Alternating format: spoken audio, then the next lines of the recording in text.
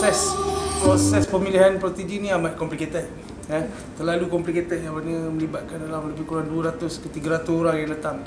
So nak select 3 orang penyanyi yang betul-betul boleh nyanyi, yang ada credibility, yang ada package, sangat susah nak dapat. Jadi bila 3 orang ni datang, tiga yang terpilih ni datang sebab mereka ni ada package apa yang kita nak ataupun kriteria yang tim kita nak mentor atlet.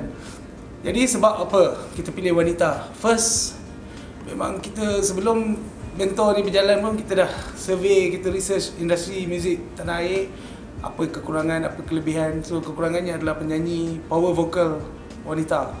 So bila kurang, mungkin itulah tugas saya join mentor milenial ni sebagai pewarna industri, insyaAllah. So mungkin ada coming soon, adalah penyanyi-penyanyi wanita yang betul-betul berbakat, yang boleh ada pelapis Jana Zain contoh kan. Itu tak ada. So itu yang kita cari sebenarnya. Di profesional tak ada masalah dengan perempuan pun.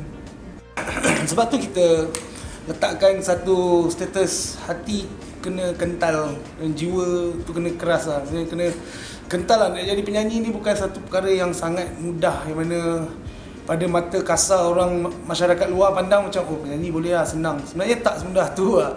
Sebenarnya apa yang kita cuba buat adalah kita akan cuba menyalurkan ilmu apa yang kita ada sebelum ni. Tim kita menyalurkan ilmu lah. Itu proses mentor dan mentee. Jadi itu yang kita cuba buat lah. Jadi kalau nak berkenaan dengan isu-isu rumah tangga ataupun perempuan, saya rasa tak ada isu pun. Sebab mungkin apa kita punya direction adalah nak mewarna muzik industri tanah air. Sebab penyanyi perempuan nak keluar.